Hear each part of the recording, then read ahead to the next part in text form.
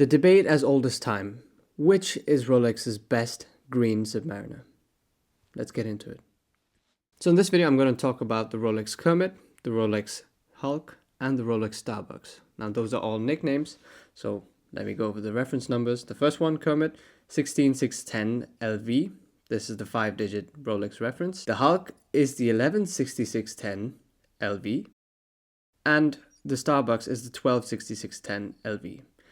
Now that's all a mouthful, and that's kind of why we have the three names, Kermit, Hulk, and Starbucks. In this video, I want to compare all three of these watches. My purpose is not to go over the exact objective differences. I'm not going to distinguish between the 40.5 millimeter case size on the Starbucks compared to the listed 41. I'm going to go over it in the perspective of how the watches are in person, how they are to wear, and what they each represent and how they compare to each other. Now, when you look at all three of these watches, the key identifying factor, except for one of them, is the bezel. That's the key difference that makes it the LV Lunette Verde, the green color, and that's the key difference between these watches and the regular black dial Submariner. Now, the Hulk is a bit of a special case where it's also got a green dial, but let's start with the bezels. Now, the Kermit, it's the oldest of the bunch. It's got an aluminium bezel, which clearly looks to be a different color from the other two watches. The other two watches, you could say that the bezels are nearly the same color, nearly the same material, because they're both ceramic, but the Kermit is aluminium. It's got a sort of a matte metallic green apple green on the bezel, and it's prone to scratches because it's just paint on aluminium. Now, eagle-eyed viewers and Rolex Submariner enthusiasts would spot that this particular version is the flat 4 reference. Now, this makes this watch more of a special case than a regular Kermit already is.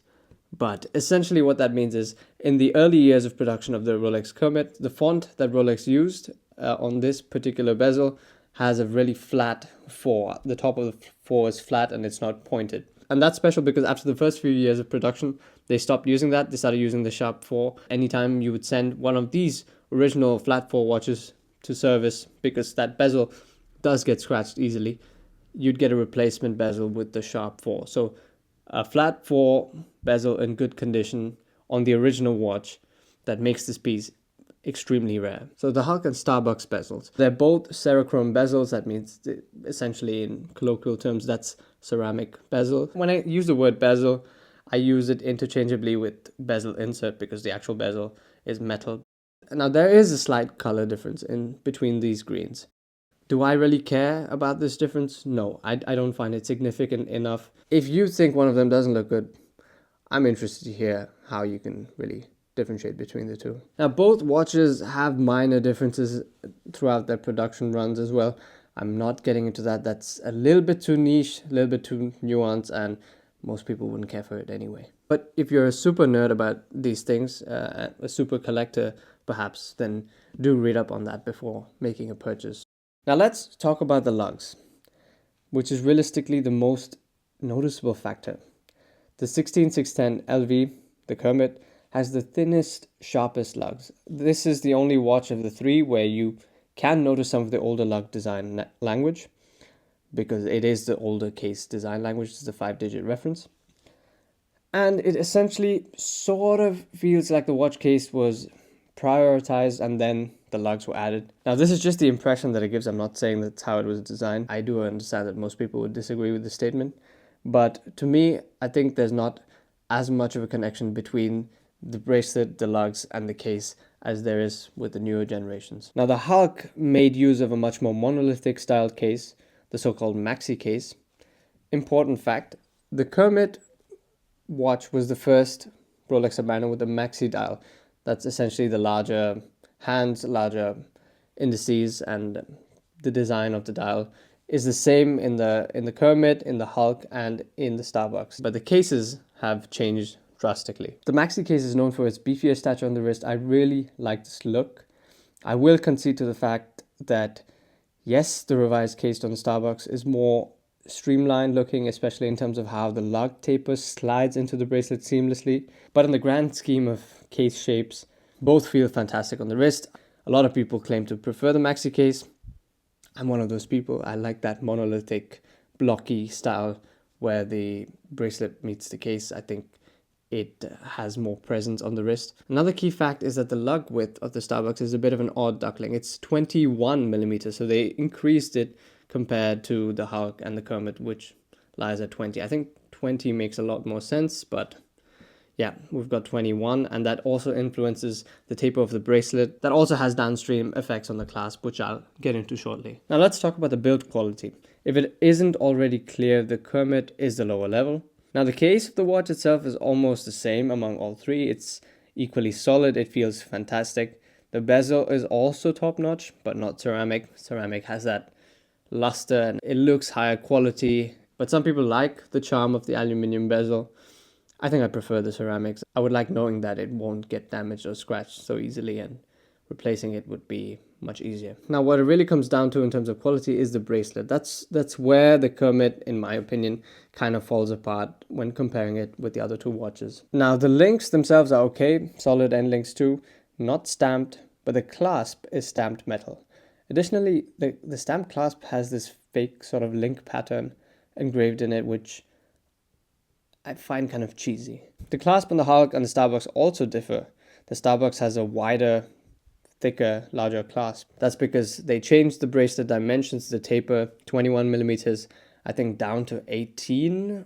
The Hulk is 20 to probably 16. But essentially, the clasp is a lot blockier, it feels larger, and I don't like this change. Now, the biggest clasp related feature that the Submariner is known for, and a lot of Rolex models are known for, is glide lock. This is essentially the ability to adjust, in micro adjustments, the size of the bracelet on the fly. And this system is sublime. Naturally, the Kermit doesn't have it because it has that older bracelet, older clasp, stamped clasp, not so cool. So this is a key difference. If you want to daily wear one of these watches and you're looking at getting one of them, then that kind of pushes the Kermit out of the running, I think. In terms of the rear heart, the Kermit is not engraved. Sometimes I think I prefer this. At other times, I find the rear heart cool. People seem to appreciate it when you point it out to them because they don't notice it at first, and then it seems to be some sort of cool hidden detail. Now let's talk about the values of these watches, which is probably one of the most important factors. Now, I've used data from watch charts because they've got a good database and they can compare all different markets. Now let's start with the Kermit. Despite being the rarest watch of the bunch, it is the lowest priced one, technically the least desirable one of the three. I would attribute that to the fact that it's close in price to the others and it's much older and it's not as nice of a watch as the other two, hence why the values are lower. Let's exclude this particular model. This is a flat 4. It's worth a lot more than the average Kermit. I'm talking about the average Kermit, so let's base it on that. So at $12,600 US dollars, it is the cheapest of the bunch. It's also the oldest of the bunch. It's over 20 years old, whereas the Hulk is maybe 15. The Starbucks is 5 years old at the very max. Do I think this represents good value? I'd say yes. These watches are not going to get more common, but they've been reasonably stable. I think they're kind of low now. I don't really see them going too much below 12 grand. So I think this is a good buy if you're really thinking long term. This is not a watch that you buy in order to make money on. It's because you're sort of a collector or you really appreciate this watch. That's why you buy it. Now the Starbucks. This is interesting because this watch is still in production. It's the second most valuable of the three. At one point when it was brand new, the Starbucks was worth more than the Hulk. But the market has settled. There's been a ton of these produced and it sits at around 14 grand. So 14 to 15 grand. I don't know if it represents great value for money. Can't say if it'll go up or it'll go down. I think both are equally possible. Now the Hulk. Despite being the most expensive of the bunch, this has really been a special sort of staple piece of Rolex's green watches. And sitting at about 17 grand, well, close to 18 grand, it's the most distinctive one of the bunch. It's unlikely that Rolex will make another stainless steel Submariner with a green dial and a green bezel, at least for the next few years. So I think it could be a good buy, despite being the most expensive. But this is also one of those things where there's a lot of speculators interested in the Hulk, but they're not interested in the other watches. Maybe somewhat the Starbucks, but this is one of those watches people buy because they think it's worth more and they think it'll go up. So is it a watch that you really daily wear. If you bought it now at these prices, I think it's unlikely. If you're a collector looking to buy all three, well, this would be something you just buy and keep, but would you really wear it as much as the other two? I think not. So now what's the criteria when deciding between the three watches? I think it's unlikely that you're comparing all three to just pick one of the three, because the Hulk is a bit of a special case, and the Starbucks and Kermit are more similar in terms of what they offer. Let's go with the case of the Kermit. You're a guy that's into classic stuff, so classic cars. You don't mind the older things, you don't mind the bracelet. You're looking to wear it. I'm not sure if it's going to be a daily, but it seems like a bit of an occasion to wear this watch. And you're really not bothered about the shortcomings, and you think it's good value for money. I'm inclined to agree with you on all these points. It's also technically the most exciting of the three. It's the rarest of the three. So I think it completely makes sense to pick this watch out of these three. Now the Hulk. The Hulk is a bit of a tough decision. There's a lot more people that are not really into watches but are into collecting things. And this would certainly appeal to that crowd a lot more. Now, I'm not placing that statement on you, but it's the general case for this watch. It's the most flashy, the most recognizable, it has the most pizzazz. I think that green dial is really something to admire, and I completely understand if you like this watch just because of that green dial, then yeah, ignore the rest and go for it. Now the Starbucks. For a long time, this was my favorite of the bunch. A long time meaning the last 5 years, because it's only existed that long. But that's because I find the green dial on the Hulk a little bit too much. I like this subtleness of the green bezel only and a black sub otherwise. And I like the fact that it's the most modern watch. This piece is really for someone who wants the best watch that's not too flashy but still has some character and charm to it. There's a certain set of people that buy only new watches and don't like used watches and like to be the first owner of things.